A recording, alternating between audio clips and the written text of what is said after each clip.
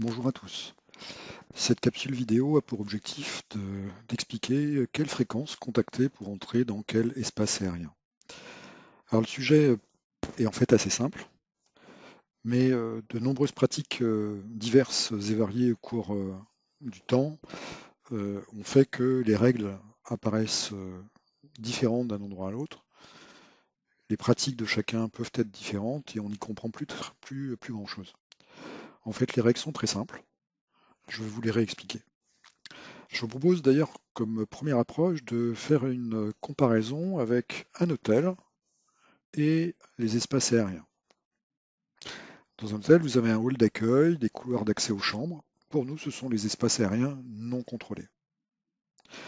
Vous avez des chambres. Les chambres sont pour nous des espaces aériens contrôlés. Le bureau d'accueil dans le hall de l'hôtel, c'est le SIV. Le locataire de la chambre, c'est le contrôleur de l'espace aérien contrôlé.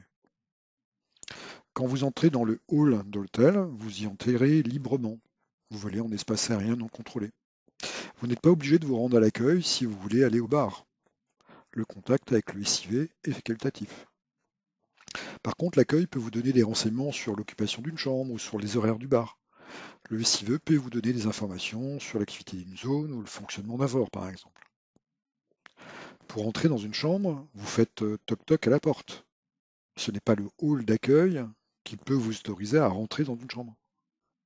Eh bien, vous demandez la clairance d'entrée au contrôleur de l'espace aérien contrôlé et pas au SIV. Si vous souhaitez rentrer dans la chambre mitoyenne, le locataire de la chambre peut se renseigner auprès de la locataire de la chambre d'à côté via la porte mitoyenne pour savoir si vous êtes autorisé à rentrer dans l'autre espace aérien contrôlé. Eh bien, les contrôleurs, là, se coordonnent entre eux et ils vous disent oui ou non.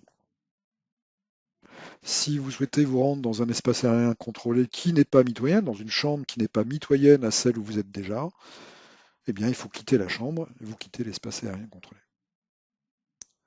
Alors ça peut paraître assez bête comme raisonnement, mais dans la réalité, c'est pas plus compliqué que ça. Prenons quelques exemples. Imaginons que nous soyons à Redon et que nous souhaitions nous diriger vers le sud-est, à 3000 pieds. Eh bien, à 3000 pieds, je vois qu'il y a une TMA de Nantes qui démarre à 2500 pieds. C'est une chambre, c'est un espace aérien contrôlé. La fréquence que je dois contacter avant de rentrer, c'est 124 400. Imaginons que nous soyons à Redon et que nous souhaitions nous rendre à Saint-Nazaire. Imaginons que nous souhaitions faire ce vol à 1700 pieds. Nous sommes dans un SIV de Rennes, on va y rester quelques minutes. Pas très utile de contacter Rennes du coup. Ensuite, nous allons être à 1700 pieds en dessous de la TMA de Nantes, qui est à 2005, en dessous de la TMA donc 6, en dessous de la TMA 2. Et par contre, il y a une CTR qui démarre à la surface et qui va jusqu'à 2500 pieds. Donc si on est à 1700 pieds, on va être en dessous des TMA de Nantes et on va être au niveau de la CTR. Par conséquent, si on décidait de contacter le SIV de Nantes, le fameux hall d'accueil de Nantes, ce n'est pas le hall d'accueil qui va nous autoriser à entrer dans la chambre de Saint-Nazaire. C'est le contrôleur de Saint-Nazaire. C'est pas au hall d'accueil de vous surveiller pour voir si vous allez rentrer dans la chambre de Saint-Nazaire. C'est à vous de prendre la décision de faire toc toc toc à la porte. Donc conclusion, le contact avec Rennes Info est probablement relativement inutile. Avec Nantes Info, ça va aussi être de très courte durée, de l'ordre de 5 à moins de 10 minutes, donc c'est probablement pas très intéressant. En revanche, il faudra que vous mettre en contact avec la CTR de Saint-Nazaire sur 118 950, et c'est bien de le faire 4-5 minutes avant, donc peut-être vers Saint-Gildas-des-Bois par exemple, et vous rappellerez en entrée de CTR près du point Novembre par exemple. Si on prend un autre espace, allons mettons sur Brest-Bretagne. Si nous souhaitons nous rendre à Brest en Bretagne, mettons à 3000 pieds, eh bien à 3000 pieds ici, on est en dessous de la TMA. Ici, on a une TMA 3 qui démarre à 2500 pieds, donc il faut qu'on rentre dans la TMA. Donc ici, on peut contacter le SIV du Iroise, puisqu'on est hors des espaces aériens contrôlés, on est en dessous de la TMA 4, donc 119 575. Mais avant de rentrer dans l'espace aérien contrôlé à 3000 pieds de la TMA Iroise 3, il faut avoir l'accord du gestionnaire de la fréquence TMA Iroise 3. Donc ça veut dire que ici, si on a pris contact avec le SIV, on va quitter le SIV pour leur dire qu'on souhaite obtenir la clairance d'entrée dans la TMA. Et dans ce cas-là, le SIV va vous dire de quitter et de passer avec la TMA. Et dans certains cas, c'est peut-être la même personne qui fera les deux. Et dans ce cas-là, il peut vous dire de rester sur la fréquence et que vous pouvez rappeler un peu et pénétrer dans l'espace aérien contrôlé. Donc on voit que la réponse de l'organisme va dépendre de l'organisation de l'espace aérien et notamment de la couverture des zones de fréquence.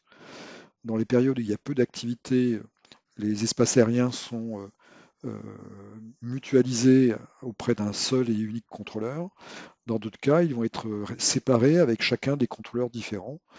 Et donc, quand c'est la même personne qui gère différents espaces, eh bien, vous allez pouvoir rester sur la même fréquence.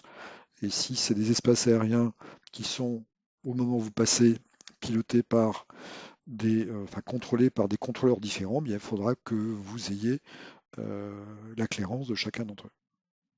Alors, entre deux espaces aériens contrôlés, par exemple, entre la TMA 3 et puis ici la TMA 1, voilà, la TMA 1 qui démarre à 1500 pieds jusqu'au-delà du niveau 115, eh bien ça veut dire que là ce sont les contrôleurs qui vont se coordonner entre eux pour vous autoriser à rentrer. Et c'est ça la grande différence entre les vols contrôlés. Quand vous êtes dans un espace aérien contrôlé, votre vol est contrôlé. Ce sont les contrôleurs qui vont s'occuper de se coordonner entre eux pour vous faire passer. Tandis que quand vous êtes dans un espace aérien non contrôlé, c'est à vous de tout anticiper et d'assurer que vous avez bien la clairance avant d'entrer dans l'espace aérien contrôlé. C'est très similaire à ce qu'on a vu sur l'hôtel.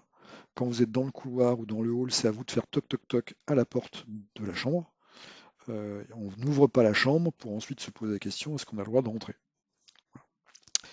Voilà, c'était une tentative d'expliquer simplement les choses. Alors, vous trouverez plein de cas de pilotes. Oui, mais moi, il m'a donné l'autorisation dans la SIV. Oui, il y a eu plein de cas différents. Il y a plein de cas différents qui sont en fait des mauvaises pratiques. Et qui fait que maintenant, plus personne ne comprend vraiment les règles de base. Les règles de base, c'est celles que je vous ai données. Dans un espace aérien contrôlé, on demande d'entrer au contrôleur qui gère l'espace et à personne d'autre. Si vous allez d'espace aérien contrôlé en espace aérien contrôlé mitoyen, c'est les contrôleurs qui se coordonnent entre eux. Et c'est eux qui vont vous dire quand changer de fréquence. Et si vous êtes dans un espace aérien non contrôlé, c'est vous qui êtes responsable de votre vol. Et c'est à vous de faire toc toc toc avant d'entrer dans les espaces aériens contrôlés. Ce n'est pas plus compliqué que ça. Et si vous faites ça systématiquement, normalement ça va bien se passer. Alors après, il peut y avoir des consignes locales particulières, et ça va être publié par les cartes VAC ou par les NOTAM. Donc c'est à vous de faire attention s'il y a des consignes particulières publiées dans les cartes VAC ou dans les NOTAM, si c'est pas comme la règle générale. Voilà, en espérant que ça vous ait servi. À bientôt.